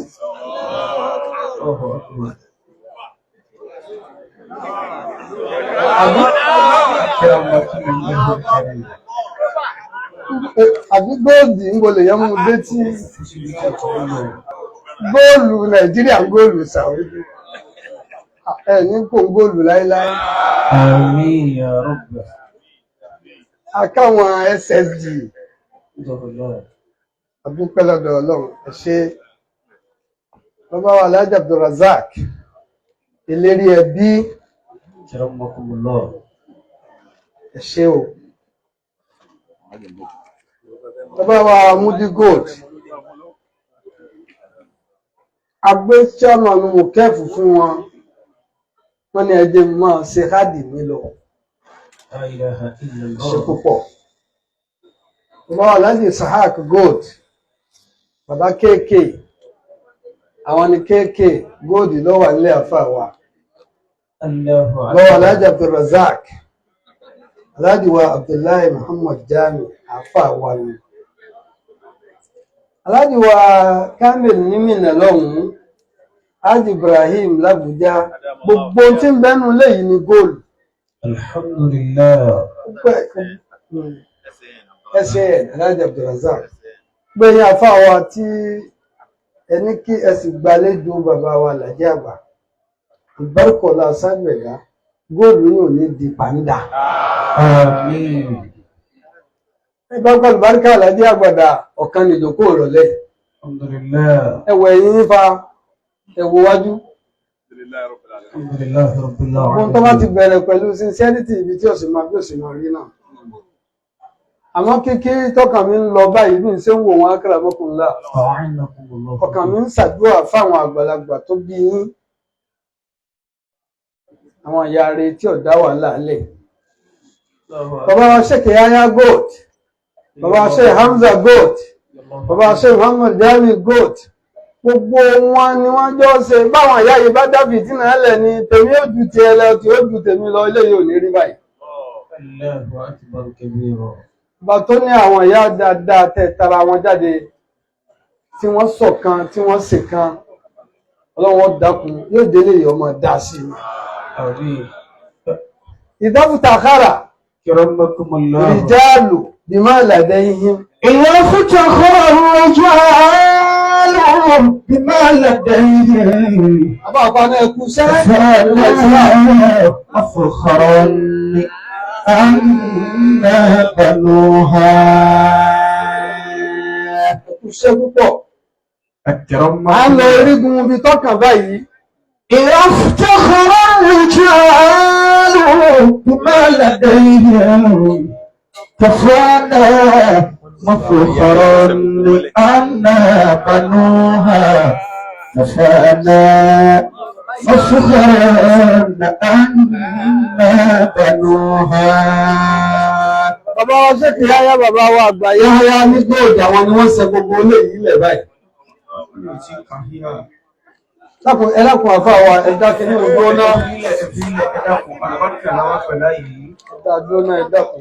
Ìlọ́fíjọ́kọ̀ọ́ ìjọ́ bí máa làdé ihe mọ̀kẹfà náà وفخرا أن بنوها كفانا وفخرا أن بنوها. Bàbá ń sọ pé ilé ọ̀wà ilé àfáà wa ni àrà fún yín. Bàbá wa goat. Ọlọ́run bá bùkọ́rẹ́ wọn. Ní àlágbọ́n, wà ní iye ọlọ́run. Wọ́n kọjá lọ, wọ́n lọ́dọ̀ àwọn Alhaji wa Abdullahi. Lógidi, wọ́n wá wà ní mọ́sánsí tí mo jòkó mọ́kànlú kéké, àmọ̀bá gòdì ní àtàwọn ọmọ kéwà wá lọ pàpàpà. Ìyá yín lọ wà ní, wọ́n wá tẹ̀lé wa wọlé. Tó, asáṣe gbogbo tọ́mọ kéwú lè ṣe. Nígbà wọ́n wá ń jáde lọ, wọ́n wá ń lọ, wọ́n wá fọwọ́ pọ̀ ìgbẹ́ sí máa rìn. Wọ́n ní Ọlọ́run sì jogún gbogbo àdúgbò yìí fún ọ̀fàdàjẹ́ àgbà. Ọlọ́ràjẹ́ àgbà. Mo ní àánọ̀kúnlá àwọn afá. Ọ̀rọ̀ ní ń sọ̀rọ̀ 2000 bí i 2002.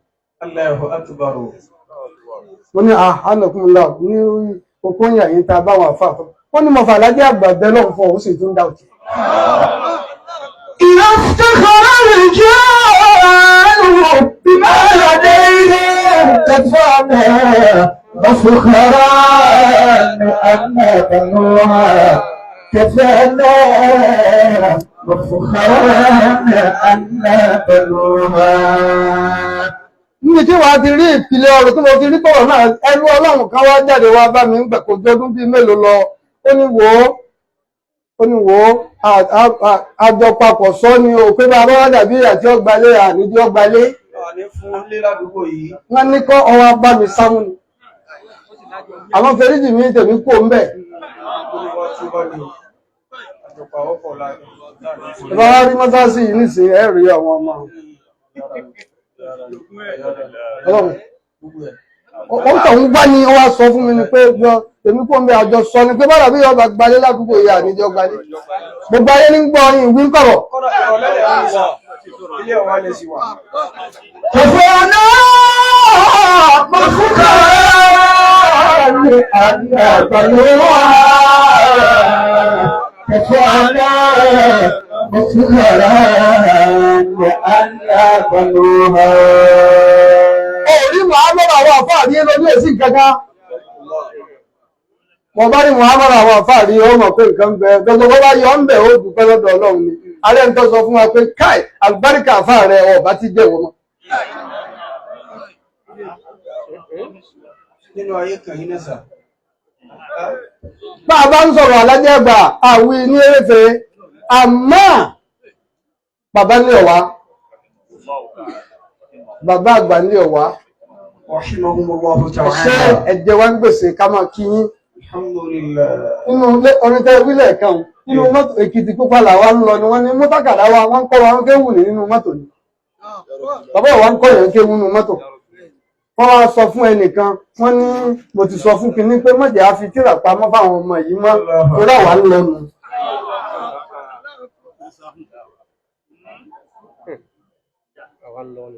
Bọ́lá bá ti ní kẹ́nìkan gbókè àwọn ọjà àgbáríkà wọn lọ ní àgbáríkà wọn ni gbogbo eléyìí wá ní eléyìí gold tọ̀hún gold lágbáríkà àwọn àgbàlagbà tí wọ́n tara wọn jáde ilé ọ̀wá lẹ́wọ̀n àáfàá wa ni yín o àáfàá wa ni yín a sì gbà bẹ́ẹ̀ bẹ́ẹ̀ bá wá rí bẹ́ẹ̀ rí nísìn ẹ wò ó kí la fi pe gbogbo ayé ayé wá pé sáà ń lọlé ọ̀wá ni à ń sì lọ báyìí náà ó tó ní fàárí fún wa pé ànábà ní wọ́n. Ọ̀fọ̀ náà mọ̀ fún kàá ní ànábà ní wọ́n. Ọ̀fọ̀ náà mọ̀ fún kàá ní ànábà ní wọ́n. Wọ́n rí bàbá ń kàké tàbí rí tẹ̀mí ìgbọ́. Wọ́n rí àbíbẹ̀kọ́. Wọ́n ti bàbá ní ẹbá níbi tí wọ́n bá fẹ́ wọn ó dé mọ́ bàbá ó sì mẹ́nu kó. Wọ́n jòkólẹ̀ òru mú orúwá ẹnìkan wá ń ṣàròyé òru yìí pọ̀ bàbá ní àsìkò rẹ̀ nílò nígbà wọn wà á já sí wọn wá ní adúpẹ́ lọ́dọ̀ Ọlọ́run mọ́ wá fún wọn làbárí nípa YouTube kan wọ́n lọ adúpẹ́ lọ́dọ̀ Ọlọ́run níbi wọn dá ansarùsùlámì ilẹ̀ ansarùsùlámì ilẹ̀ àdàbí ìyà lápè bọ́ bá jáde bí àtún Ansarul Islam gbogbo bí yóò tọ́ bá wà lọ make sure kó kún Ansarul Islam torí karama tó ga jù fàdà jẹ́ àgbàlá Ansarul Islam tend to be corrected. Ànábì ní mùjísà tó pọ̀ àmọ́ Quran al-mu'jizatul kubra fún Ànábì al-Quran ó láwọn mùjísà ti mí kẹrin bàbá ní karama mí kẹrin àmọ́ èyí tó ga jù tí ò sí àfà tó dájú kọrú rẹ̀ ní ìdá ẹgbẹ́ lẹ̀ kó dáadáa kó sì yè ẹmu wa ó tẹ̀lé àdí ní ìdìmẹ́tìlẹ̀ tí èsè pé wọ́n papọ̀ dáhùn Saudi ilẹ̀ ni Sàdáúná ló spearhead Nasrul Islam ni ó pe àwọn àfáà dá sí tọ́wọ́ wá rí bẹ́ẹ̀ táwọn àlàjì àgbà bá fi lè mójútó ìtẹ́ àfáà wọn gbé kalẹ̀ ó ku ọmọ kéwú àlàjì àgbà tóun náà ò ní mójútó ìtẹ́ àfáà rẹ̀ gbé kalẹ̀. Ìwọ̀lú tèmi ni ẹ.